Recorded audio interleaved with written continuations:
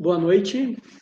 Boa noite. Boa noite, boa noite. Boa noite a todos que nos estão assistindo pelo Facebook, Savipa, e depois fica gravado no canal do YouTube, também com esse nome Savipa, São Vicente de Paulo, para aqueles que querem acompanhar, que não conseguiram acessar ao vivo. Já vejo que a Neiva Ecker já acessou. Então, boa noite a todos e a todas. Vamos começar então com uma oração, em nome do Pai, do Filho, do Espírito Santo. Amém. Ave Maria, cheia de graça, o Senhor é convosco. Bendita sois vós entre as mulheres, e bendito é o fruto do vosso ventre, Jesus. Santa Maria, Mãe de Deus, rogai por nós, pecadores, agora e na hora de nossa morte. Amém. Glória ao Pai, ao Filho e ao Espírito Santo, como é no princípio, agora e sempre. Amém. Em nome do Pai, do Filho, do Espírito Santo. Amém. Estou publicando então também nas outras páginas. Só um momento de paciência. E comentando que aquilo que eu falei no outro encontro, boa noite. Quando tivermos 250 inscrições no nosso canal do YouTube, Savipa, vamos colocar o primeiro vídeo da história da igreja. Para se inscrever não custa nada, é só entrar e colocar o seu nome. Quando tivermos 250 inscrições, vamos postar no canal do YouTube primeiro vídeo sobre a história da igreja. Pois bem, vamos começar o nosso estudo e ação sistêmica da Palavra de Deus. Vamos pegar a nossa Bíblia no Evangelho de São Marcos, capítulo 2, versículos do 13 ao 17. Evangelho de São Marcos, capítulo 2, versículos de 13 ao 17. Vocação de Levi, que é a vocação de Mateus, do evangelista. Jesus saiu de novo para perto do mar, e toda a multidão foi ter com ele. E ele os ensinava. Quando ia passando, viu Levi, filho de Alfeu, sentado no posto da arrecadação, e disse-lhe: segue-me. E Levi, levantando-se, seguiu-o. Em seguida, se pôs à mesa na sua casa, e muitos cobradores de impostos e pecadores tomaram lugar com ele e seus discípulos. Com efeito, eram numerosos os que o seguiam. Os escribas do partido dos fariseus, vendo-o comer com as pessoas de má vida e publicanos, diziam aos seus discípulos: ele come com os publicanos e com gente de má vida. Ouvindo-os, Jesus replicou: os sãos não precisam de médico, mas os enfermos. Não vim chamar os justos, mas os pecadores. Palavra da salvação. Glória a Deus, Senhor. Então já estamos nesse momento em que Jesus saiu de novo para perto do mar, ele está em movimento, e vai colocar agora em movimento, no caminho espiritual, Mateus, também conhecido como Levi. Aquele que escreveu o Evangelho de São Mateus, e quando chegarmos lá, vamos falar mais sobre a pessoa dele, sobre o seu Evangelho, que é um dos apóstolos. Olha só que interessante. Jesus viu Levi sentado no posto de arrecadação. Aquele olhar de Deus, aquele olhar que não tem juízo, que não faz juízo, aquele olhar de misericórdia, aquele olhar de amor, aquele olhar que conhece a pessoa. E disse para ele: segue-me. E Levi, levantando-se, seguiu. Importante esse verbo, levantar-se. Foi para perto de Jesus e seguiu Jesus. Levi é um publicano, considerado pelos judeus um impuro, um rejeitado de Deus. Era considerado como um rejeitado de Deus. Olha só. E justo Deus, que se fez homem, Jesus, chamou ele. E ele era considerado rejeitado por Deus porque ele estava com os pagãos e como publicano. O que era um publicano? Era um cobrador de impostos. Eles tinham esse cargo como concessão, obrigando-se por contrato a pagarem uma determinada soma ao fisco. Adquiriam direito de cobrar tributos em certas regiões, cidades, províncias do Império Romano. E eles tinham essa concessão diretamente ou por meio de subordinados. Então, eram aqueles que cobravam os impostos. Estavam misturados com os pagãos, eram considerados, né, como impuros, como rejeitados. E, queridos irmãos e irmãs, Deus não rejeita ninguém. Ele ama a todos. Ele ama o pecador. Não o pecado, mas ele ama o pecador. Em outras palavras, ele ama cada um de nós. Deus nos criou com amor. Somos, vamos dizer assim, como um diamante. Se esse diamante cai na lama, ele continua sendo diamante. Mas ele está sujo, ele está fedorento, ele está na lama, mas ele continua sendo diamante. Assim é o ser humano. Ele foi criado por amor e para o amor. Para Deus, ele continua sendo o seu filho e a sua filha. Pode ter caído na lama, ou pode ter sujado só um pouco, ou pode estar mais limpo ou menos limpo. Deus não gosta da sujeira. Mas ele ama o seu filho, ele ama a sua filha e não rejeita ninguém. E quando Jesus vê Mateus, é aquele olhar não de rejeição, mas de amor. Olha só que interessante. De amor. E Jesus disse: segue-me. Isso é importantíssimo. Não é, vem aqui, vamos juntos. Vamos construir um partido. Vamos fazer uma ideologia. Vamos fazer um ensinamento novo. Não. Segue-me. É para seguir Jesus. A nossa fé cristã é o seguimento de Cristo. Verdadeiro Deus e verdadeiro homem. Tem os mandamentos, tem tantas coisas, mas o mais importante é Jesus. E por amor a Ele, claro que vamos evitar o pecado e fazer o bem, porque é muito melhor fazer o bem. O pecado nos torna escravo, nos torna dependente, não faz com que a gente não tenha o controle sobre nós mesmos. O pecado é horrível, na hora pode parecer bom, mas depois nos torna escravos. E Deus quer que cada um de nós seja livre, livre para amar. Então a primeira coisa é que quando Jesus olha para uma pessoa, olha para o diamante, aquilo que eu falei, é o ser humano. É uma criatura amada por Deus. Ele não olha se caiu na lama ou não caiu na lama. Ele olha a pessoa.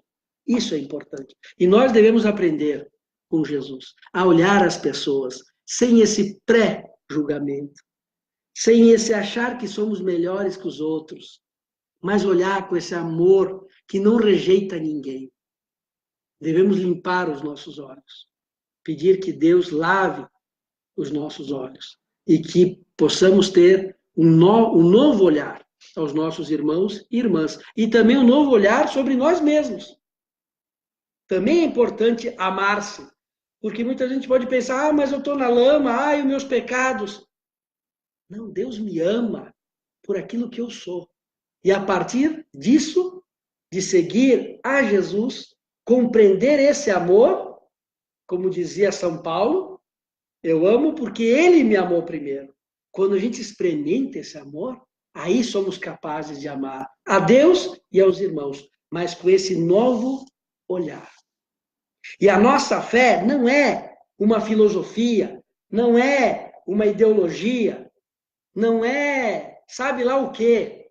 É uma pessoa, é Jesus. Eu vou na missa porque eu vou me encontrar com Jesus que está na Eucaristia. No último encontro falamos sobre o sacramento da reconciliação. Eu vou confessar porque eu vou me encontrar com Jesus misericordioso que vai me abraçar. É sempre um encontro com uma pessoa que me ama, que é Jesus Cristo. Eu vou rezar porque eu quero conversar, eu quero escutar Jesus. Eu vou ler a palavra de Deus porque eu quero ouvir aquilo que Deus quer me falar. Então a nossa fé, queridos irmãos e irmãs, é Jesus Cristo. É Jesus Cristo. E a nossa fé cristã não significa só não fazer pecados. Não fazer pecados. Mas é amar e amar muito. E se eu caio na lama e se eu tenho pecados, pois eu vou me reconciliar com Deus, vou pedir perdão e vou seguir. Agora, que triste é aquele que tem um terreno, que é a nossa vida, e passa a vida inteira cuidando que o terreno não nasça capim. E aí, no final da vida, chega lá, olha para o terreno, não tem capim nenhum. Mas não tem nada. Né? Não frutificou nada. Não tem nada, não semeou, não fez o bem. Só cuidou para não pecar. Como aqueles padres, eu não tenho nenhum pecado. Tá, mas qual que é o bem que você fez? E você faz. Então, a nossa fé é o amor a uma pessoa que nos faz levantar da nossa comodidade. Levi, Mateus, estava sentado e quando Jesus disse para ele, segue-me, ele levantou-se.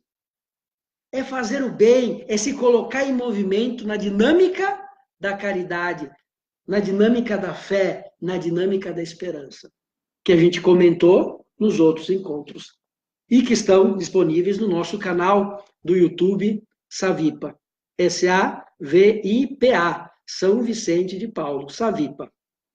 Pois bem, esse encontro com Jesus, segue-me. Por isso não é seguir qualquer coisa, é seguir Jesus Cristo.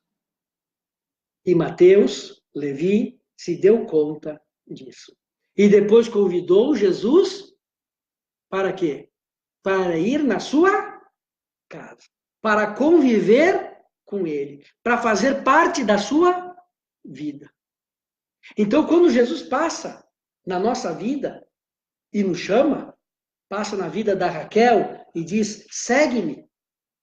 A Raquel se encontra com Jesus, olha só, e depois leva Jesus para a sua casa, para a sua família, para os seus filhos, para o seu trabalho.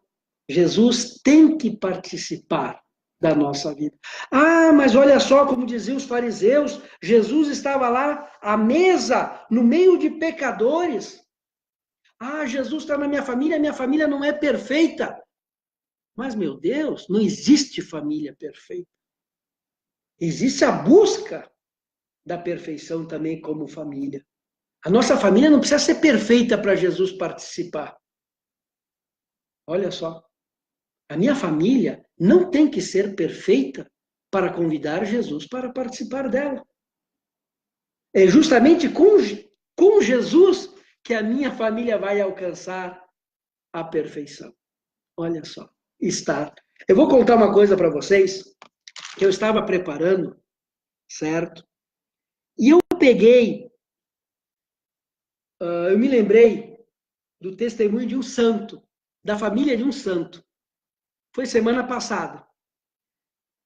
E eu não posso mentir, então isso que eu falei, eu achei uma coisa tão bonita, porque realmente mostra como os santos estão perto de nós, e eu não posso mentir, até agora eu abro um parênteses, de uma história de São Tomás de Aquino, não sei se vocês conhecem, que ele é considerado, ele é o padroeiro dos intelectuais, do estudo, né, dentro da Igreja Católica. Uma pessoa, aquela que escreveu a Suma Teológica, impressionante aquele homem. E um dia, um outro padre disse para ele: Tomás, Tomás, olha lá uma vaca voadora, uma vaca voando. E São Tomás de Aquino começou a olhar para cima, né? Aí o outro padre começou a rir dele, né? Começou a rir, disse: Tomás de Aquino, pelo amor de Deus, você acredita que vaca pode voar? E a resposta dele foi: eu prefiro acreditar que uma vaca voe que um padre mentir. Aí ele olhou para São Vitor e disse: tu acredita em vaca voa? Eu prefiro acreditar nisso que um padre possa me mentir. Olha só que, né, que ensinamento ele deu para aquele, né, para aquele irmão do sacerdócio. Então, eu não posso mentir. E uma coisa muito bonita foi porque eu peguei o testemunho da família de São Bernardo para contar hoje, que hoje é dia 20 de agosto, e ontem, que eu estava com missal, que aqui no Brasil se celebra a Assunção no domingo, eu estava com missal e olho, dia 20 de agosto, dia de quem? De São Bernardo. E eu preparei o estudo semana passada e usei o testemunho dele, que eu vou contar agora para vocês. Interessante que ontem eu estava olhando o missal e disse: mas dia 20, amanhã que eu vou dar o estudo bíblico, é o dia de São Bernardo. Então, para ver como os santos, né, os nossos irmãos, né, que estão no céu, rezam por nós, estão muito perto de nós. Eu sei que foi, né, parece coincidência, eu chamo de providência, mas para mim realmente chamou a atenção. Então, esse chamado de Jesus. Sabem que São Bernardo, ele tinha 5 irmãos e uma irmã, se eu não me engano, né? Tinha 5 irmãos e uma irmã. Pois os 5 irmãos se tornaram também monges religiosos. E era o terceiro.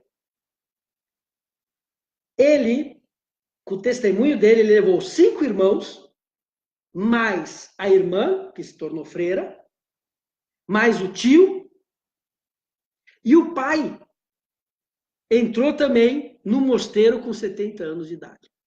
Então, uma coisa impressionante. E levou mais, parece, uns 31 companheiros, amigos dele levou. Impressionante, pelo testemunho de vida. E aí, esse São Bernardo, que esse amor que ele tinha por Jesus e por Nossa Senhora, não sei se vocês sabem, eu vou contando as coisinhas assim, né?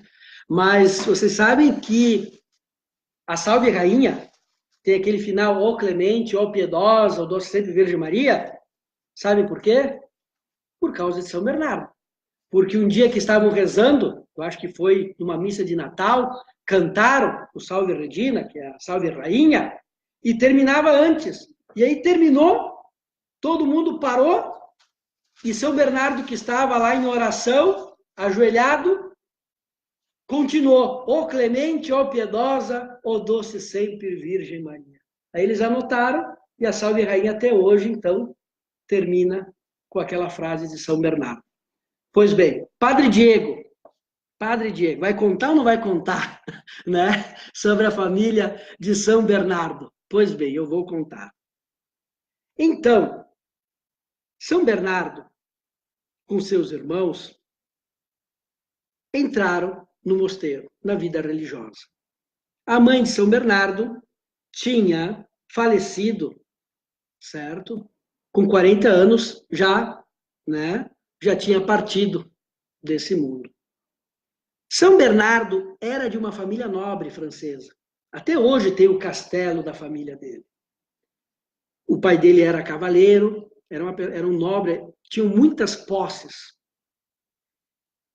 Então, São Bernardo e os outros irmãos tinham entrado no mosteiro e ficaram no castelo. O pai, que depois entrou mais tarde, com 70 anos também, a irmã e o irmão mais novo, que se chamava Nivaldo. Então, São Bernardo, com os irmãos, eles tinham que viajar, né? Eles foram lá se despedir. E o irmão, se eu não me engano, o irmão mais velho, que se chamava Guido, ele ficou com a responsabilidade de falar para o irmão mais novo, que era o Nivaldo, que ele ia ficar herdeiro, que ele ia ficar com tudo, porque ele e os outros irmãos tinham renunciado tudo para seguir Jesus. Para seguir Jesus. Então chegou o Guido, junto com os outros irmãos, São Bernardo, Maurício, e foram lá e chamaram o Nivaldo.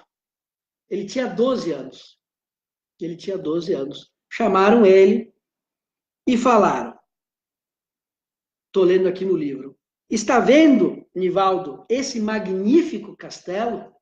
Está vendo esse magnífico castelo? E Nivaldo disse, estou. Bem, um dia ele será seu, totalmente seu, por pedra, desde os alicerces até as mais altas torres. Tudo vai ser teu. E Nivaldo perguntou para o irmão Guido, e estavam os outros irmãos atrás dele, São Bernardo, etc. Mas por quê? Não, porque nós vamos seguir Jesus. Então, você vai ficar como único herdeiro do nosso Pai.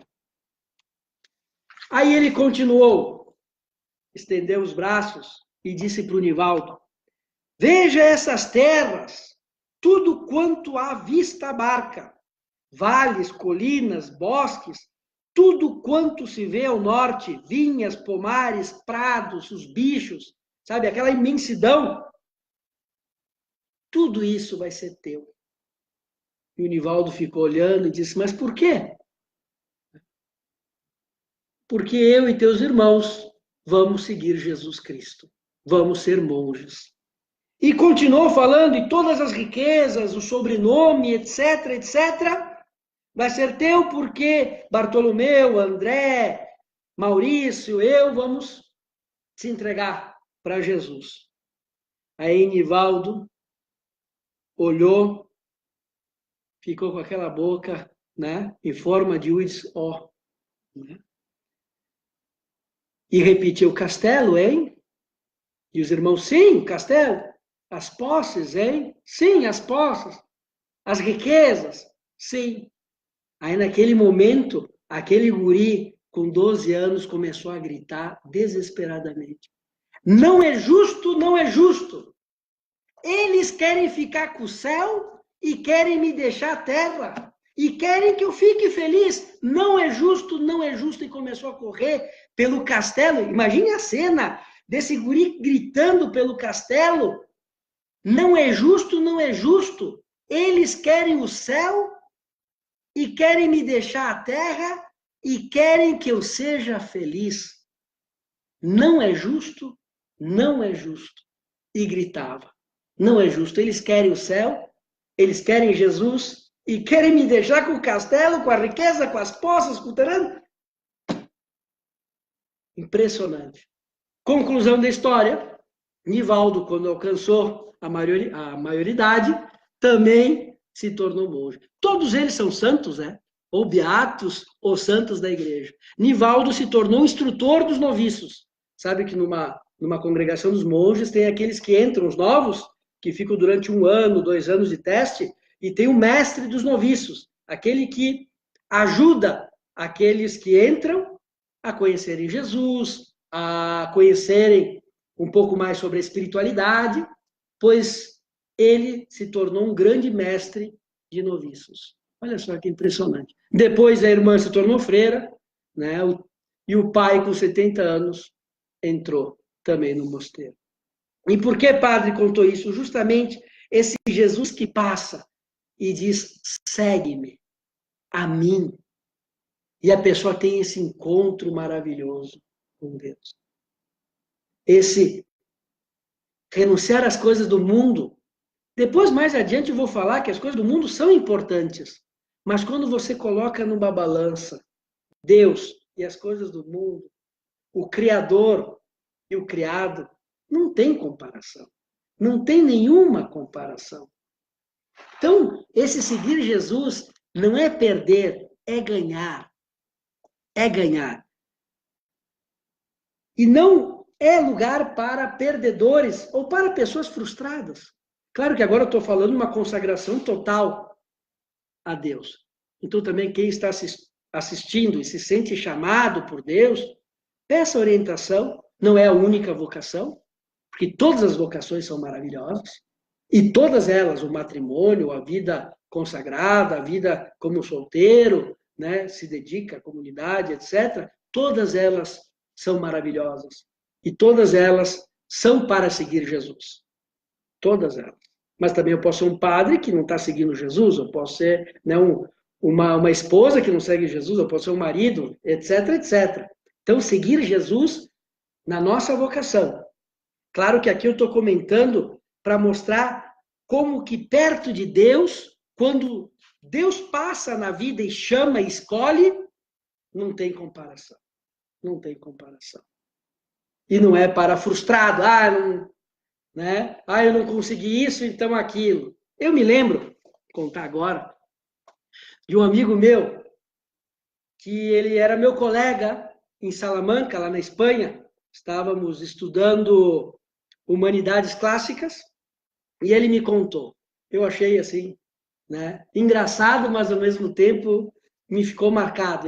Eu uso como exemplo, porque ele, né, ele me contou, ele disse assim: "Bah, Diego", eu era seminarista ainda, né? Ele disse assim: "Olha só, eu me senti, né, eu senti o chamado de Jesus. Padre Diego, como é? Quem tem, sabe. Quem tem, sabe. Quem não tem, não sabe, mas quem tem, sabe." E ele disse assim: "Bah, mas", né, ficou meio assim, e foi falar com um padre espanhol. E aí ele falou com o padre: "Padre, estou sentindo que Jesus me chama, está passando na minha vida, está dizendo, segue-me. Mas vamos fazer o seguinte", olha a ideia dele, né? Olha a ideia. "Eu quero provas", ele falou, "eu quero provas, eu quero assim." Ele falou: "Tem uma", ele era jovem, não sei se era no colégio, na universidade, "tem uma colega, uma guria, né, guria aqui no sul do Brasil, então uma jovem, uma moça maravilhosa, aquela tipo líder de torcida da universidade, ela é aquela que todo mundo quer namorar. E é impossível", ele fala, "é impossível, padre, namorar aquela." E aí disse assim: "Vamos fazer o seguinte." Ele disse para o padre: "Eu vou convidar ela para namorar comigo. Se ela falar que sim, que quer namorar, então é sinal que Deus não quer que eu entre, porque é impossível namorar aquela guria. Mas, se ela falar que não quer namorar comigo, então eu vou entrar no seminário." Aí esse padre, Padre Juan, conheci ele também, uma pessoa assim bem, bem forte. "Não, seminário não é lugar para perdedor e nem para fracassado. Vamos fazer diferente", ele olhou, "vamos fazer diferente. Se essa moça te diz sim, tu vens. Se ela falar que não, nem apareça mais aqui, porque o seminário nosso aqui não é lugar para perdedor e para fracassados. Então faz o seguinte, se ela aceitar namorar contigo, é sinal que Deus te quer mesmo." Claro que depois tem orientação, etc. E esse meu amigo me disse assim: "Diego, tu sabes o que ela me respondeu, aquela moça? Que sim, aceitava namorar comigo. E aqui eu estou." Hoje ele é missionário, ele estava na Argentina, agora está no México. Ele é missionário. Ele disse: "Sabe o que ela respondeu para mim? Que sim, que queria namorar comigo." E eu estou aqui no seminário. A gente foi colega lá na Espanha, em Salamanca. Então, justamente, quando a gente está com Jesus, o resto cai. O resto cai. Não é que eu troco qualquer coisa. Claro que Nem todo mundo tem uma vocação assim, no sentido, não é que precisa ficar fazendo prova. Só coloquei um exemplo para mostrar que seguir Jesus não é para os fracassados. Não é. É para quem ama. E assim também na nossa vida, não importa a vocação, é para quem ama. Jesus passa na nossa vida. Claro que eu falei na vocação agora sacerdotal, mas estou falando agora também na família, estar com Jesus, colocar Deus em primeiro lugar. Isso é importante. Isso é importante. Também, não importa, também peguei outro exemplo aqui, não importa as dificuldades na vida, como aquele que diz, tá, eu escolho, tá, eu amo Jesus, mas me acontece alguma coisa, eu vou deixar de seguir ele. Pode acontecer. Mas Jesus disse, quem quiser vir após, né, de mim, pegue a sua cruz, né? Pegue o seu travesseiro, pegue a sua cruz. Tem dificuldades. O mundo, aqui no mundo, chove para todos e sai sol para todos, para os bons e para os ruins. O importante é como me comporto na chuva e como me comporto no sol. Mas o sofrimento, as dificuldades é para todos. É para todos. É para todos. Mas muitas vezes a gente pode ter uma dificuldade e largar nossa amizade com Jesus. Lembra que a gente comentou nos outros encontros sobre que pouco a pouco a gente pode se afastar, ou que Deus permite uma dificuldade e eu já largo? Que amigo é esse? Que amor é esse? Na alegria e na tristeza, na saúde e na doença, também com Deus. Também com Deus. E eu quero dizer de uma pessoa que eu considero que ele teria tudo para ser um desgraçado, para ser um revoltado, para ser um drogado, para ser um ateu, para ser tudo aquilo de, né, de não acreditar em Deus. Essa pessoa sabe quem é? Já é falecida, né? Hoje é um santo da igreja. São João Paulo II.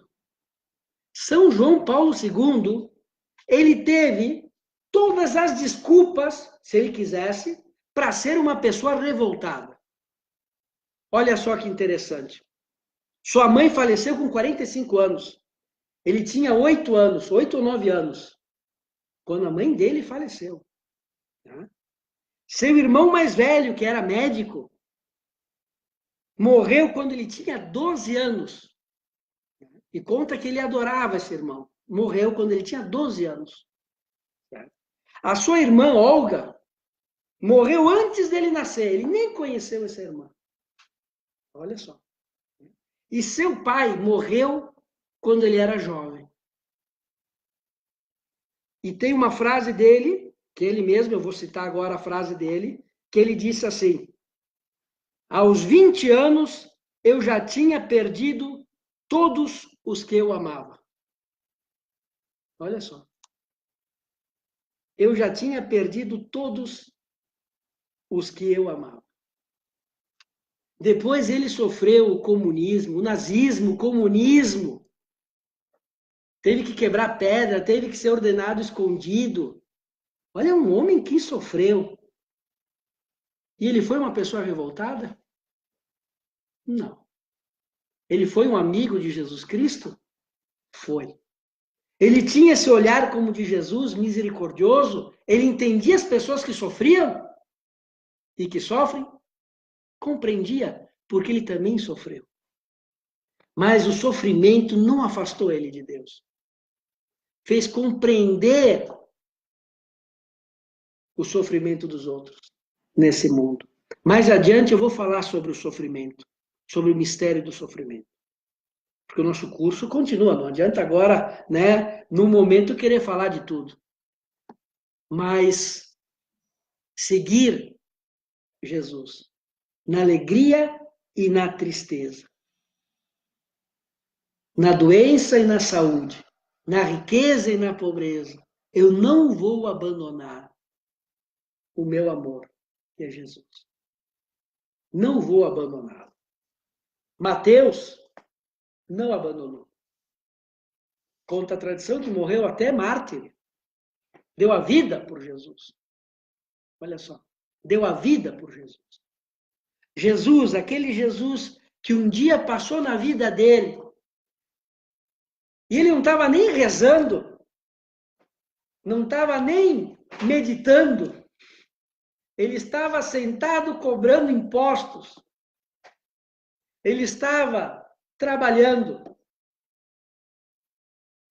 Ele estava num dia normal. E Jesus passou na vida dele e aquele dia foi extraordinário. No meio da vida ordinária, da vida normal, se tornou extraordinário com Jesus. Fez a diferença. E vou ler de novo. No versículo 14, depois de ter falado tudo isso. Quando Jesus ia passando, viu Levi, filho de Alfeu, sentado no posto da arrecadação, e disse-lhe: segue-me. E Levi, levantando-se, seguiu-o. Levantando-se, seguiu-o. Também na nossa vida, Jesus passa. Claro que tem momentos especiais da nossa vida que a gente tem esse encontro íntimo que muda a nossa vida. Mas Jesus passa. Eu posso estar lavando a louça, eu posso estar lavando os banheiros, eu posso estar no meio de uma cirurgia, temos aqui um médico, eu posso estar no meio de uma palestra. Jesus passa na nossa vida. Passa. E o importante é que ele transforma a nossa vida. A gente sai do ordinário para o extraordinário. Passamos das coisas da terra para as coisas do céu. Com Jesus Cristo. Com Jesus Cristo, tudo aquilo que a gente faz, tudo aquilo que fazemos, tem sentido, tem sabor de eternidade. E depois, o Evangelho continua. No versículo 16, os escribas do partido dos fariseus, vendo-o comer com as pessoas de má vida e publicanos, diziam aos seus discípulos, iam lá fofocar, né? Falar. Ele come com os publicanos e com gente de má vida. Ouvindo-os, Jesus replicou: os sãos não precisam de médico, mas os enfermos. Não vim chamar os justos, mas os pecadores. Os pecadores. Sabe que quando a gente se ordena, a gente escolhe um lema para a nossa vida. E um grande companheiro meu de seminário, Padre Julián, que está na Argentina, ele escolheu justamente essa frase para ser o lema dele. Não vim chamar os justos, mas os pecadores. Também pensando na sua vida, como Jesus foi bom com ele. Como Jesus foi bom com ele. E ao mesmo tempo, como ele deve olhar para todos com esse mesmo olhar misericordioso de Jesus Cristo. E esse é um convite para cada um de nós. Porque a igreja abraça a todos. A igreja abraça a todos. É uma mãe que abraça. A igreja não é para os perfeitos. Depois, na igreja triunfante, no céu, sim, é para os perfeitos, mas não porque alcançaram o mérito por si só, mas por graça de Deus. E já estão unidos naquela comunhão perfeita com Deus. Mas nesse mundo é um caminho de santidade. O que é santidade, Padre Diego? É a nossa comunhão com Jesus. É aquilo que a gente faz na missa, quando recebe, se chama o quê? Comunhão. Só que muitas vezes a gente não está em total comunhão com Jesus. Mas a gente começa nessa vida. Então aquela história de querer uma igreja só para as pessoas perfeitas não existe porque nós não somos perfeitos. Quando falam Padre Diego, a igreja tem perfeições. Não por causa da sua origem, do seu fundador, que é perfeito, que é Jesus. Mas porque ele chamou para seguir ele pessoas imperfeitas, pecadores. Porque se a igreja fosse só para os perfeitos, eu não teria lugar nela. Então eu falo, ainda bem que a igreja é santa e pecadora, porque se fosse só santa, eu não teria lugar nela. São Francisco de Assis não teria lugar nela. Porque ele também não era perfeito. Ninguém ia ter lugar nela. Por isso, esse é um perigo que pode existir no nosso meio, de olhar, quando a gente está na missa, mas aquela pessoa veio, que vergonha. A gente está sendo como os fariseus, igualzinho a eles. Quando a gente olha e julga, nós não somos santos, somos pecadores do mais baixo nível. Porque a gente nem a lei principal, não vou falar de lei, mandamento principal, que é o amor, a gente não está fazendo. Então, é o amor. A Deus é o próximo. Então, essa igreja que abraça, eu que abraço. E eu que também sei me reconhecer necessitado da graça de Deus. Tem aquela parábola que fala do joio e do trigo, né? Que tem o joio que cresce com o trigo, e muitas vezes eu escuto falar, tem o trigo. Ah, sim, eu sou o trigo, e tem o joio, que é o mal. O trigo, o joio está no nosso coração. E estão juntos, às vezes somos mais trigo, às vezes somos mais joio. Mas muitas vezes a gente se coloca no lugar do trigo, né? E os outros são joio. Não. Nós podemos um dia ser joio, quem sabe no outro ser trigo. A gente é uma luta, quem está de pé, cuidado para não cair. E realmente está de pé. Não é verdade? Por isso, quando tivermos 250 inscritos no nosso canal do YouTube, VIPA, vamos colocar o primeiro vídeo da história da igreja. Tá vendo? A história da igreja não tem como não se apaixonar por ela. Até mesmo quando o povo de Deus, que somos nós, errou, a gente se dá conta como é maravilhosa essa igreja. Por quê? Porque errou justamente porque não seguiu Jesus, né? Porque em algum momento Jesus entrou para a direita e a gente foi para outro lugar.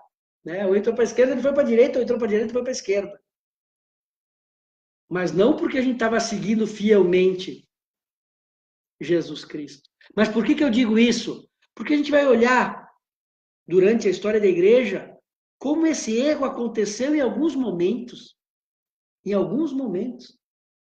Em que, tem que ser só dos perfeitos. Uma luta como se tudo dependesse da pessoa. Mérito. E até a gente vai ver, nessa história da igreja, aquela freira, né? Que se considerava a santa das santas e julgava todo mundo, e que o Papa disse, essa freira é pura como os anjos, porque era toda, né? Eu sou pura virgem, não sei mais o que, é pura como os anjos, mas orgulhosa como os demônios.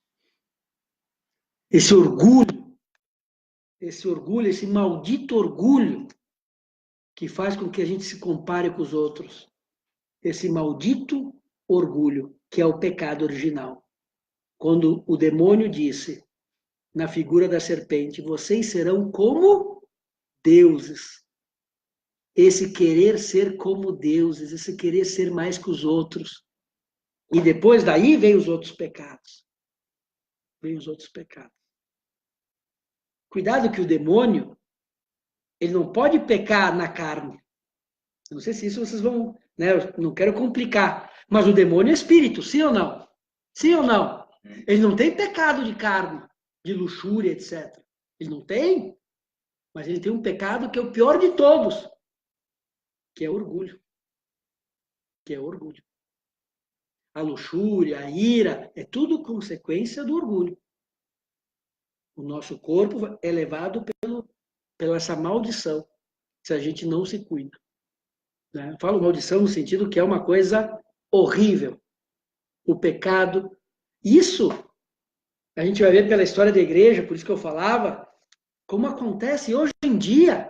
Ah, se eu recebo não sei o quê, eu fico olhando para ver se o outro recebe a comunhão da mesma maneira que eu. Ah, se não recebe. Ah, se não usa isso aqui, ou não usa aquilo. Eu não estou dizendo que não tem as normas. Eu não estou dizendo que a gente não tem que buscar ter o respeito. Mas quando a gente começa a fazer as coisas para se comparar e para se achar melhor que os outros,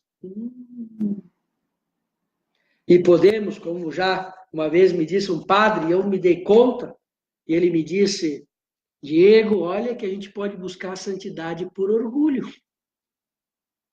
Querer ser santo para se achar bem, para se sentir bem, para dizer, ai, como eu sou uma pessoa boa. Ou nem para dizer, para se sentir. A gente pode buscar a santidade por orgulho. Então, um verdadeiro santo, ele nem pensa se vai ser santo ou não. Ele quer amar a Deus e o próximo. E ele tem esse olhar de Cristo, que abraça a todos, que abraça a todos.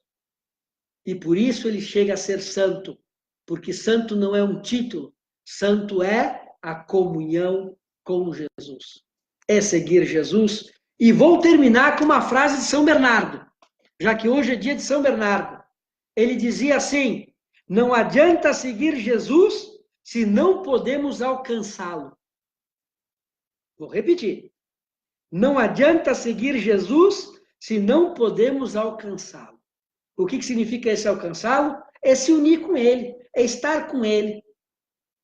Não adianta nada dizer, eu sou católico, mas depois eu não tenho esse amor total por Jesus e não ajudo o próximo. Então é dizer que eu estou seguindo, mas Jesus já está lá na frente que eu nem vejo mais ele. Eu já nem compreendo o que ele fala, o que ele me pede, qual que é a vontade dele. Frase de São Bernardo, que hoje é dia de São Bernardo. Mando um abraço especial para todos aqueles que hoje é o dia do onomástico, mesmo nome, que então são os nossos santos protetores, com o nosso mesmo nome. Eu tenho um sobrinho que se chama Bernardo, então que Bernardo, né, interceda por esse meu sobrinho e por todos aqueles que se chamam Bernardo nesse dia dedicado ao seu onomástico São Bernardo. E agora termino repetindo essa frase, não adianta seguir Jesus se não podemos alcançá-lo. A família de São Bernardo alcançou a Cristo. São Mateus alcançou a Cristo. E que cada um de nós, chamados a seguir Jesus, possamos alcançar Jesus, identificar-se com Ele, unir-se a Ele, estar em comunhão com Ele. De nada adianta ficar com a terra se não ficarmos com o céu. Então agora eu vou desligar. Aqueles que não conseguiram acompanhar ou chegaram atrasados podem acessar no nosso canal do YouTube, Savipa. Na próxima segunda-feira nos vemos no mesmo horário, às 8 da noite, para o 7º encontro. Vamos seguindo assim com calma. Se chama Estudo e Ação Sistêmica, porque a gente reflete, medita, estuda sobre a palavra de Deus. É ação, porque a gente coloca um propósito para a semana. Eu vou colocar aqui nos comentários algumas dicas para o propósito da semana. E é sistêmica porque, mudando a nossa vida, temos que levar Jesus, como fez Mateus, para a nossa casa, para os nossos amigos, para os nossos vizinhos, para a nossa comunidade.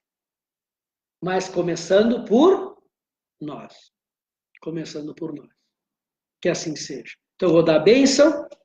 O Senhor esteja convosco. Ele está no meio de nós. Por intercessão de São Bernardo, que Deus vos abençoe, em nome do Pai, do Filho e do Espírito Santo.